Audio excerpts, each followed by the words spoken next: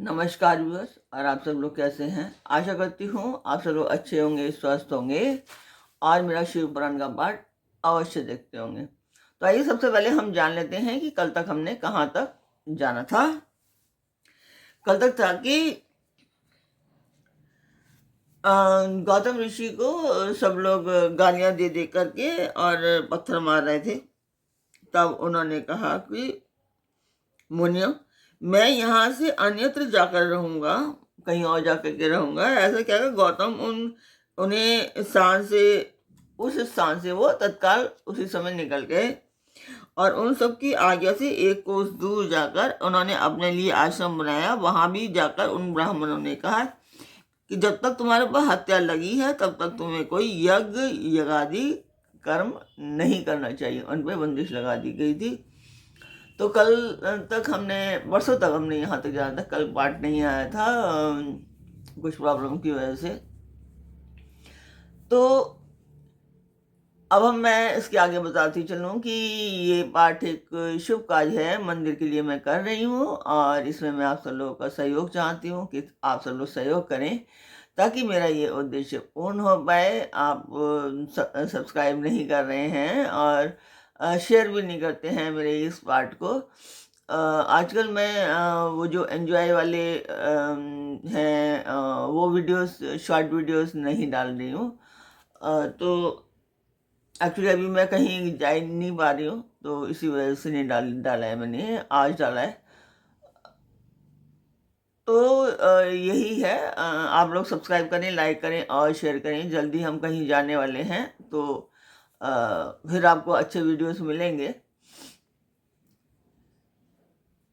तो तब तक शेयर करते रहिए और जिस मंदिर का मैं वर्णन कर रही हूँ उस मंदिर की मैं वीडियो डालती हूँ, आप लोग देखें और मुझे बताएं कि आपको पाठ कैसा लगता है, शिव पुराण कैसी लगती है, रामचरितमानस या दूसरे शास्त्र जो होते हैं वो आपको कैसे लगते हैं।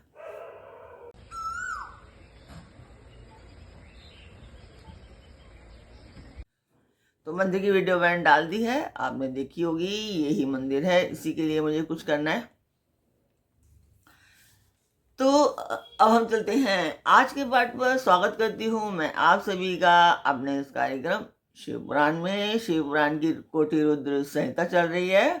तो इस कोटि रुद्र संहिता में आज आप जानेंगे, पत्नी सहित गौतम की आराधना से संतुष्ट हो भगवान शिव का उन्हें दर्शन देना, गंगा को वहां स्थापित करके स्वयं भी स्थिर होना, देवताओं का वहां बृहस्पति के सिंह राशि पर आने पर गंगा जी के विशेष महात्म्य को स्वीकार करना, गंगा का गौतमी या गोदावरी नाम से और शिव का त्र्यंबकम ज्योतिर्लिंग के नाम से विख्यात होना और इन दोनों की महिमा का आज आप वर्णन सुनेंगे।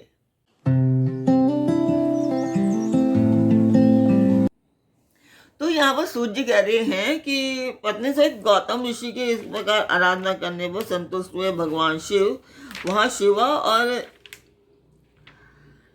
ब्रह्मथ गणों के साथ प्रकट हो गए। तदंतर प्रसन्न हुए कृपा निधान शंकर ने कहा कि महामुने, मैं तुम्हारी उत्तम भक्ति से बहुत प्रसन्न हूँ, तुम कोई वर मांग लो। उस समय महात्मा शंभु के सुंदर रूप को देखकर आनंदित हुए गौतम ने भक्ति भाव से शंकर को प्रणाम करके उनकी स्तुति की। लंबी स्तुति और प्रणाम करके दोनों हाथ जोड़कर वे उनके सामने खड़े हो गए और बोले, देव, मुझे निष्पाप कर दीजिए। भगवान शिव ने कहा कि मुने, तुम धन्य हो, कृत्य करते हो और सदा ही निष्पाप हो। इन दुष्टों ने तुम्हारे साथ छल किया है। जगत के लोग तुम्हारे दर्शन से पाप रहित हो जाते हैं, फिर सदा मेरी भक्ति में तत्पर रहने वाले तुम क्या पापी हो। मुने, जिन दुरात्माओं ने तुम पर अत्याचार किया है वे ही पापी, दुराचारी और अत्यारे हैं। उनके दर्शन से तुम लोग पापिष्ट हो जाओगे। वे सबके सब कृतज्ञ हैं और उनका कभी उद्धार नहीं हो सकता।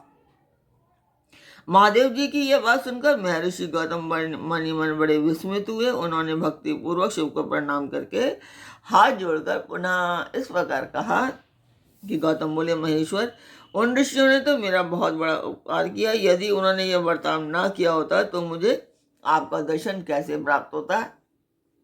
धन्य है वह महर्षि जिन्होंने मेरे लिए परम कल्याणकारी कार्य किया है। उनके इस दुराचार से ही मेरा महान स्वार्थ सिद्ध हुआ है। गौतम जी की ये बात सुनकर महेश्वर बड़े प्रसन्न हुए। उन्होंने गौतम को कृपा दृष्टि से देखकर उन्हें शीघ्र ही ये उत्तर दिया। शिव जी बोले, विप्रवर तुम धन्य हो, सभी ऋषियों में श्रेष्ठतर हो। मैं तुम पर बहुत प्रसन्न हूँ। ऐसा जानकर तुम मुझसे कोई उत्तम वर मांग लो। गौतम बोले, नाथ आप सब कहते हैं कि तथापि 5 आदमियों ने जो कह दिया या कर दिया वह अन्यथा नहीं हो सकता, अतः जो हो गया सो रहे। देवेश आप मुझ पर प्रसन्न हैं तो मुझे गंगा प्रदान कीजिए और ऐसा कहकर लोक का महान उपकार कीजिए। आपको मेरा नमस्कार है, नमस्कार है। यूं कहकर गौतम ने देवेश्वर भगवान शिव के दोनों चरणाविंद पकड़ लिए और लोकहित की कामना से उन्हें नमस्कार किया। तब शंकर देव ने पृथ्वी और स्वर्ग के सारभूत जल को निकालकर, जिसे उन्होंने पहले से ही रख छोड़ा था, और विवाह में ब्रह्मा जी के दिए हुए जल में से जो कुछ शेष रह गया था वह सब भक्तवत्सल शंभु ने उन गौतम मुनि को दे दिया। उस समय गंगा जी का जल परम सुंदर स्त्री का रूप धारण करके वहां खड़ा हुआ। तब मुनिवर गौतम ने उन गंगा जी की स्तुति करके उन्हें नमस्कार करके कहा। गौतम बोले, गंगे तुम धन्य हो, कृत्य कृत्य हो। तुमने संपूर्ण भुवन को पवित्र कर किया है, इसलिए निश्चित रूप से नरक में गिरते हुए मुझे गौतम को पवित्र करो। शिव जी ने गंगा से कहा कि देवी तुम मुनि को पवित्र करो और तुरंत वापस ना जाकर वैवस्वत मनु के 28वें कलयुग तक यहीं रहो। गंगा ने कहा कि महेश्वर, यदि मेरा महात्म्य सब नदियों से अधिक हो और अंबिका तथा गणों के साथ आप भी यहाँ रहें तभी मैं इस धरातल पर रहूंगी। गंगा जी की बात सुनकर भगवान शिव बोले, गंगे तुम धन्य हो, मेरी बात सुनो। मैं तुमसे अलग नहीं हूँ, तथापि मैं तुम्हारे कथनानुसार यहीं स्थित रहूंगा, तुम भी स्थित हो जाओ। अपने स्वामी परमेश्वर शिव की यह बात सुनकर गंगा ने मन ही मन प्रसन्न हो उनकी भूरी भूरी प्रशंसा की। इस समय देवता, प्राचीन ऋषि, अनेक उत्तम तीर्थ और नाना प्रकार के क्षेत्र वहां आ पहुंचे। उन सब ने बड़े आदर से जय जयकार करते हुए गौतम, गंगा तथा गिरिशाई शिव का पूजन किया। तदनंतर उन सब देवताओं ने मस्तक झुका, हाथ जोड़कर उन सब की प्रसन्नता पूर्वक स्तुति की। उस समय प्रसन्न हुई गंगा और गिरीश ने उनसे कहा कि श्रेष्ठ देवताओं, वर मांगो, तुम्हारा प्रिय करने की इच्छा से वह वर हम तुम्हें दे देंगे। तो देवता बोले, देवेश्वर यदि आप संतुष्ट हैं और सरिताओं में श्रेष्ठ गंगे, यदि आप भी प्रसन्न हैं तो हमारा तथा मनुष्य का प्रिय करने के लिए आप लोग कृपा पूर्वक यहाँ निवास करें। तो गंगा बोली कि देवताओं, फिर तो सबको प्रिय करने के लिए आप लोग स्वयं ही यहाँ क्यों नहीं रहते। मैं तो गौतम जी के पाप का प्रक्षालन करने के जैसे आई हूँ, उसी समय लौट जाऊंगी। आपके समाज में यहाँ मेरी कोई विशेषता समझी जाती है, इस बात का पता कैसे लगे। यदि आप यहाँ मेरी विशेषता सिद्ध कर सकें तो मैं अवश्य यहाँ रहूंगी, इसमें कोई संशय नहीं है। तो सब देवताओं ने कहा कि सरिताओं में श्रेष्ठ गंगे, सबके सुंदर सुहृद बृहस्पति जी जब सिंह राशि पर स्थित होंगे तब हम सब लोग यहाँ आया करेंगे, इसमें संशय नहीं है। 11 वर्षों तक लोगों का जो पातक यहाँ प्रक्षालित होगा, उससे मलिन हो जाने पर हम उसी पाप राशि को धोने के लिए आदर पूर्वक तुम्हारे पास आएंगे। हमने ये सर्वथा सच्ची बात कही है सरिद्वारे महादेवी, अतः तुमको और भगवान शंकर को समस्त लोगों पर अनुग्रह तथा हमारा प्रिय करने के लिए यहाँ नित्य निवास करना चाहिए। ये हम कह रहे हैं कुंभ के लिए कि जो गंगा वहाँ से बहती हैं तो यहाँ पे शिव की भी निवास करते हैं, शिव भी, और दूसरे देवता भी निवास करते हैं। पर ये जो जब 11 वर्षों तक लोग वहाँ पाप करके धोते हैं, नहाते हैं, सब कुछ करते हैं, तो 11 वर्षों के पश्चात जो 12वां वर्ष आता है, कुंभ लगता है, उसमें सभी देवी देवता वहाँ पर निवास करते हैं। ये बात शिवपुराण में लिखी हुई है। तो यही वो कह रहे हैं कि जब 11 वर्षों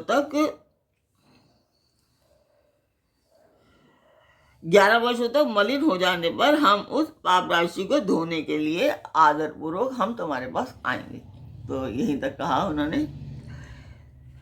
गुरु जब तक सिंह राशि पर रहेंगे तब तक हम यहाँ निवास करेंगे। उस समय तुम्हारे जल में त्रिकाल स्नान और भगवान शंकर का दर्शन करके हम शुद्ध होंगे। फिर तुम्हारी आज्ञा लेकर अपने स्थान को हम लौट जाएंगे। तब सूर्य जी कहते हैं कि इस प्रकार उन देवताओं तथा महर्षि गौतम के प्रार्थना करने पर भगवान शंकर और सरिताओं में श्रेष्ठ गंगा दोनों वहां स्थित हो गए। वहां की गंगा गौतमी यानी कि गोदावरी के नाम से विख्यात हुई और भगवान शिव का ज्योतिर्मय लिंग त्र्यंबकम कहलाया। यह ज्योतिर्लिंग महान पातकों का नाश करने वाला है। उसी दिन से लेकर जब जब बृहस्पति सिंह राशि में स्थित होते हैं तब तब सब तीर्थ क्षेत्र, देवता, पुष्कर आदि सरोवर, गंगा आदि नदियां तथा श्री विष्णु आदि देवगण अवश्य ही गौतमी के तट पर पधारते हैं और वास करते हैं। वे सब जब तक गौतमी के किनारे रहते हैं तब तक अपने स्थान पर उनका कोई फल नहीं होता। जब वे अपने प्रदेश में लौट आते हैं तभी वहां इनके सेवन का फल मिलता है। यह त्र्यंबकम नाम से प्रसिद्ध ज्योतिर्लिंग गौतमी के तट पर स्थित है और बड़े बड़े पातकों का नाश करने वाला है। जो भक्तिभाव से इस त्र्यंबकम लिंग का दर्शन, पूजन, स्तवन एवं वंदन करता है वह समस्त पापों से मुक्त हो जाता है। गौतम के द्वारा पूजित त्र्यंबकम नामक ज्योतिर्लिंग इस लोक में समस्त अभिष्टों को देने वाला तथा परलोक में उत्तम मोक्ष प्रदान करने वाला है। हे मुनीश्वरों, इस प्रकार तुमने जो पूछा था वह सब सूर्य ने बता दिया है। अब और क्या सुनना चाहते हो कहो। सूर्य ऐसे कह रहे हैं कि मैं उसे भी तुम्हें सुनाऊंगा, इसमें कोई संशय नहीं है। तो ये सब कुछ सूर्य जी ने कहा। तो आज आपने सुना कि जो कुंभ लगता है वो इसी वजह से लगता है कि 11 वर्षों तक जब मलिन हो जाती हैं गंगा तो उसके बाद गोदावरी, तो उसके पश्चात 12वें साल में सब देवी देवता वहाँ पर आते हैं और वो सब स्नान करते हैं तो वहाँ पे शुद्ध हो जाती हैं गोदावरी। तो ये गोदावरी के लिए कहा गया। तो आज का पाठ मैं यहीं पर पूर्ण करती हूँ। आशा करती हूँ आपका पाठ अच्छा लगा होगा। तो अच्छा लगा है तो सब्सक्राइब अवश्य कीजिए और शेयर भी अवश्य कीजिए अपने परिवार और मित्रों से। सब्सक्राइब एंड शेयर करने के लिए अवश्य कहें, स्पेशली कहें कि आपको इसे शेयर करना ही करना है ताकि ये एक शुभ कार्य पूरा हो सके, कंप्लीट हो सके, इसमें कुछ कर पाएँ।